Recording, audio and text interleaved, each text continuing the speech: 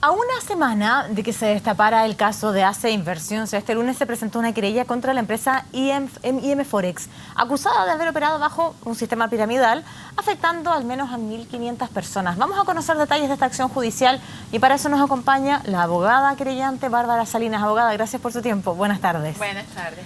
En primer lugar, ¿cuáles son los datos que aporta y que usted conoce respecto de cómo operaba esta empresa y por qué eventualmente sería una nueva estafa piramidal?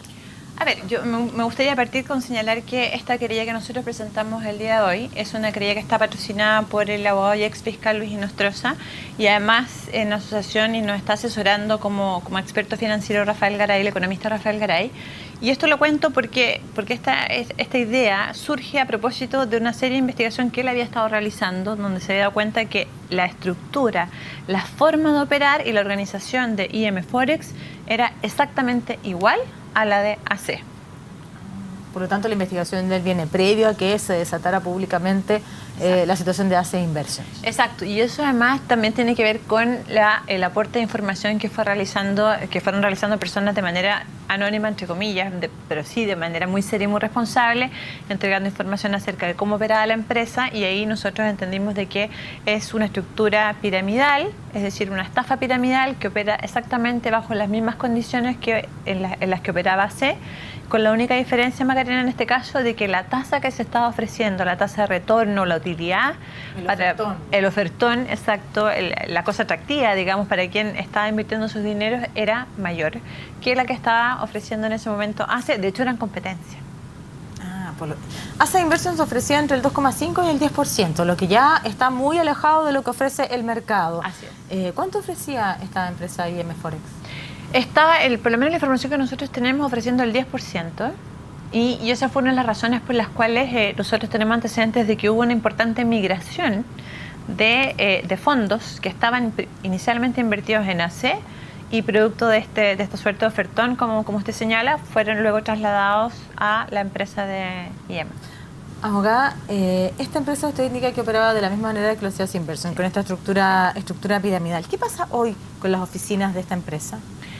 Bueno, nosotros entendemos que las oficinas hasta hoy siguen funcionando. Nosotros lo que hicimos el día de hoy junto con Rafael Garay también fue ir a entregar, además de copia de la querella, personalmente antecedentes que le pedimos cierta reserva respecto a los antecedentes porque dice relación del funcionamiento interno de la compañía.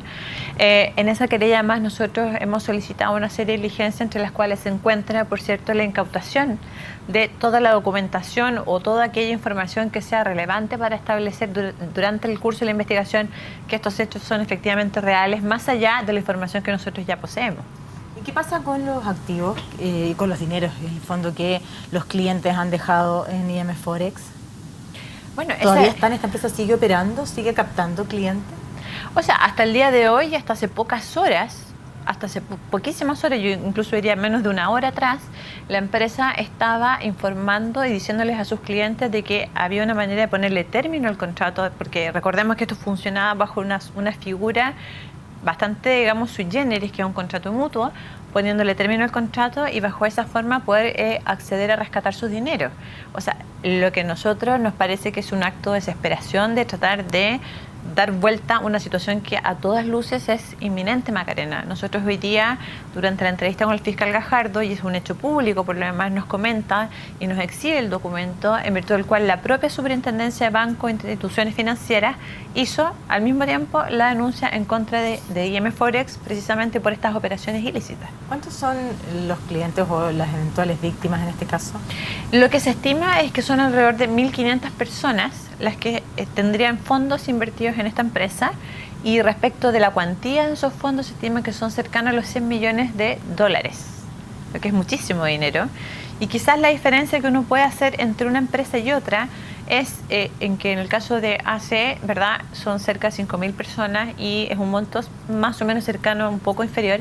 Acá son menos personas, pero con un perfil y un monto y un promedio de inversión mayor. Y eso se explica por una razón muy sencilla, por la tasa de retorno que se estaba ofreciendo, que era más alta que la que estaba ofreciendo la competencia. Bueno, pero estas personas de alguna manera invertían más recursos ahí. Cuando conocemos la historia de ACE Inversion sabemos que los casos de IM Forex son muy recientes, pero veíamos personas que hipotecaban su casa para poder dejar dinero ahí, vendían sus autos, es decir, tal vez los pocos bienes que habían logrado reunir en su vida los liquidaban para poder tener dinero y multiplicarlos en ACE Inversion. ¿Sería similar la forma en la cual los clientes de IM Forex reunieron el dinero para poder invertir? Muy similar se da esa figura, la figura incluso del recurrir al endeudamiento formal. ¿El de plata al banco? Exacto, el endeudamiento formal, incluso la figura de reunir o juntar dineros de familiares para aumentar el monto de la inversión. En el fondo, esto era como un negocio atractivo, una fórmula de inversión atractiva. Incluso, Macarena, nosotros hemos detectado situaciones en las cuales, por ejemplo, en un contrato antiguo, por decirlo así, de AC, donde la tasa era sumamente atractiva, entre el 7.5 al 10%, luego esas tasas fueron a los clientes que iban ingresando en la pirámide, las tasas de retorno eran inferiores. Entonces, ¿qué pasaba? Que la gente que mantenía esa tasa del contrato antiguo, muchas otras personas conocidas le pedían hacer sus inversiones a través de ese contrato. ¿Me explico? Sí. En el fondo es como, yo soy la que estoy invirtiendo, tengo la tasa más beneficiada, que es de un 10%, ¿usted quiere invertir? Entonces se ampara bajo mi contrato y coloca sus fondos bajo el nombre mío y el contrato que yo tengo con la empresa. Respecto a lo mismo, y yo sé que es muy reciente la información, pero sabemos que desde el Ejército solicitaron a los miembros de sus filas que tenían sus dineros invertidos en ACE Inversion que pudieran evitar seguir ahorrando en ese tipo de empresa. ¿Ocurre lo mismo con IM Forex? ¿Hay miembros del Ejército vinculados acá? ¿O si es que es una información conocida o si ocurre o no? Nosotros tenemos antecedentes que es altísimamente probable que hayan también funcionarios de Fuerzas Armadas involucrados en estas inversiones. ¿Sabe por qué se lo pregunto? Porque usted también es abogada. ¿Y hay una responsabilidad, en este caso, por parte del Ejército? Porque ellos alertaron a los miembros de sus filas para decir, cierto, retiren su dinero de acá. ¿Hay una responsabilidad de no haberlo hecho con la población civil, entendiendo que son un organismo también del Estado? Es difícil, sinceramente, dar una respuesta así tan categórica, porque es un acceso a la información. Hay que ver cuál es el origen primero del acceso a la información. O sea, cómo la institución se entera de esta información y luego instruye a su gente, ¿verdad?, a que no siga invirtiendo. En mi opinión, más allá de la responsabilidad que eventualmente pueda darse desde el ámbito legal, sí me parece que una responsabilidad desde el punto de vista ético-social. De lo ético. Desde el punto de vista, en el sentido de decir, nosotros como institución, ¿verdad?, estamos detectando este tipo de situaciones que perfectamente pueden ser replicables al resto de la ciudadanía y por lo tanto lo ponemos en conocimiento al resto de la ciudadanía. Y al parecer eso efectivamente no se hizo, así como tampoco, por ejemplo, o más bien se hizo cierto caso omiso a una denuncia que salió en los medios de comunicación profusamente, que fue la que efectuó un académico de una universidad, denuncia formal a la PDI respecto de, en este caso de AC, hablando de esta empresa, de estas estafas piramidales, y no se investigó. ¿Y qué pasa? Bueno, se ha hablado mucho de la UAF y de los organismos fiscalizadores que son propios del Estado. Bueno, también hay que ir revisando, pero también hay que entender una cosa. O sea, estos fondos de inversión privados no todos por ley tienen que estar necesariamente sujetos a la fiscalización de estos órganos, digamos, de administración del Estado. Pero sí hay un hecho que es sumamente relevante. Cuando uno ve cifras de dinero, y estamos hablando en el caso de AC, por ejemplo, 50.000 millones de pesos, que son movimientos de unas sumas de dinero bastante considerables.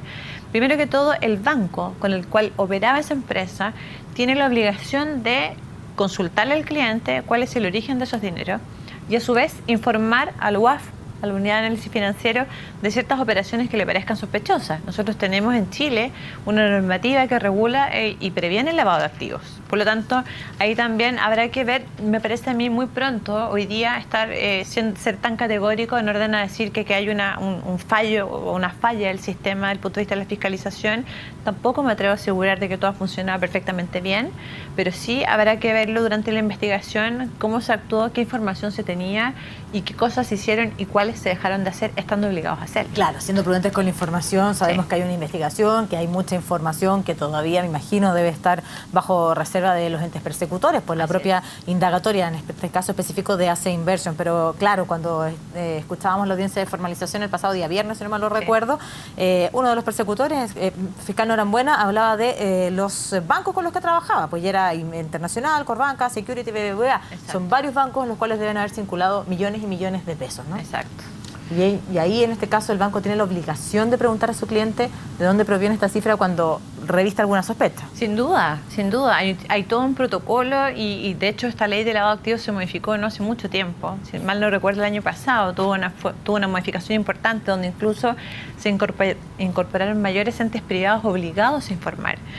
Notarios, por ejemplo. Hay una serie de instituciones que tienen que estar informando constantemente acerca de ciertas operaciones que parecen sospechosas. A cualquier persona le pasa que si se compra una casa, por ejemplo, el Servicio de Impuesto Interno o el banco, si uno vende, por ejemplo, una casa y aparece depositada en la cuenta corriente el valor de esa venta, lo primero que hace el ejecutivo del banco, cuenta uno, es llamar. Muy sutil, claro. Sí, claro, y preguntar cuál es el origen y uno envía, ¿verdad?, los documentos y justifica cuál es el origen de esos dineros. Entonces, ese es como el principio básico y es lo que nosotros entendemos que también se tendría que haber aplicado. Esperemos que así haya sido.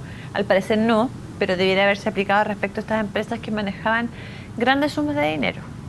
¿Qué pasa hoy día con los clientes de IM Forex? Porque nosotros sabemos que los clientes de AC Inversions están en esta búsqueda desesperada de poder rescatar algo de los dineros que dejaron ahí. Y yo lo he dicho desde que estalló este caso.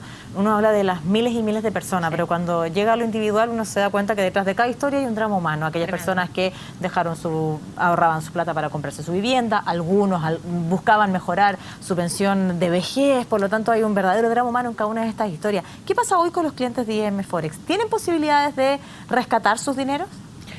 Es complejo aseverarlo y decirlo, porque estamos en una etapa sumamente inicial. Pensemos que recién hoy se ingresó una querella. Recién hoy, además, de manera, digamos, coincide con la denuncia que efectúa la Superintendencia de Banco. Hay que destacar y reconocer que nosotros cuando concurrimos a entregar estos antecedentes personalmente al fiscal Gajardo, tuvimos una muy buena recepción desde el punto de vista, y siempre hablando desde la objetividad, digamos, pero sí con el ánimo de investigar estos hechos, dada, insisto, la similitud, si es que no es más que una copia casi exacta, entre una empresa y otra. Ahora, el tema de la recuperación de los dineros tiene que ver también con la rapidez con la que se actúe, en este caso por parte del Ministerio Público, en orden a, ¿verdad?, hacer un levantamiento del patrimonio, de los bienes que tenga esta empresa, de las personas que están vinculadas a esta empresa. Si uno hace un paralelo, Macarena, con el caso de ACE, el propio fiscal Gajardo lo mencionaba, acá hay testaferros también involucrados, por lo tanto, existe una labor, digamos, inmediata, paralela, que consiste en hacer el levantamiento de cuáles son los bienes de que disponen estas personas que están eventualmente siendo involucradas o imputadas por la comisión de, en este caso, 3 delitos. Ya para finalizar, la PDI, o al menos algún organismo de la PDI, tuvo antecedentes que podrían haber llevado a investigar a AC Inversion. Hoy día la Fiscalía es la que finalmente lleva adelante el indagatorio. Usted se reunió con el fiscal Gajardo. ¿Cómo ha sido la labor de la Fiscalía en el caso de AC Inversion y lo que espera también usted de IM Forex? Bueno, a juzgar por los resultados hasta ahora y digamos, viendo resultados concretos, nos parece que ha sido bastante exitosa el cómo se ha ido dirigiendo esta investigación. Es un hecho objetivo la causa. Convengamos en que los 3 principales imputados del caso AC hoy día están en prisión preventiva. O sea, eso es un hecho concreto que da cuenta de que aquí hubo antecedentes potentes que presentó la Fiscalía para esos efectos. Respecto de la querella de hoy día, y que es algo totalmente muy reciente, o sea, estamos hablando de hace horas atrás, nosotros entendemos y esperamos que esto se acelere y que sea bastante ágil. Nosotros propusimos en esa querella ciertas diligencias que son bastante invasivas, por decirlo de alguna manera, como dar un ejemplo, alzamiento del secreto bancario, incautación, y frente a esa propuesta de diligencia vimos una actitud bastante proactiva por parte de la Fiscalía, lo que nos ofrece bastante garantía y confianza en que así como se ha actuado con bastante celeridad en el caso de AC, esperamos que ocurra lo mismo en el caso de IM y quizás mejor, Macarena, porque en el caso de IM, exacto, o sea, estamos nosotros presentando querella, pero al mismo tiempo denunciando públicamente esta situación para que las personas que tienen sus ahorros ahí tengan la capacidad de poder reaccionar. 5 segundos. El dueño de IM Forex es solo una persona, Víctor Pantoja Torreblanca. No lo tenemos del todo claro porque aparece también la hermana, una hermana que se llama Ivonne Pantoja Torreblanca. No hemos tenido acceso todavía a chequear la constitución de la sociedad. Entendemos que ella también funciona y opera como gerente de finanzas en la empresa y al parecer también, y lo dijo el propio abogado de la defensa saliendo de la fiscalía, habría un vínculo familiar entre la empresa, quizás un vínculo más o menos lejano, pero entre la empresa de AC y la empresa de IM Forex. Gracias por acompañarnos, abogada. Gracias. Esta historia que por la recién comienza, invitación. pues. Recién comienza, lamentablemente, pero bueno, seguiremos conversando sobre el tema. Gracias. Gracias. Hacemos una pausa muy breve, ya regresamos, no se vaya.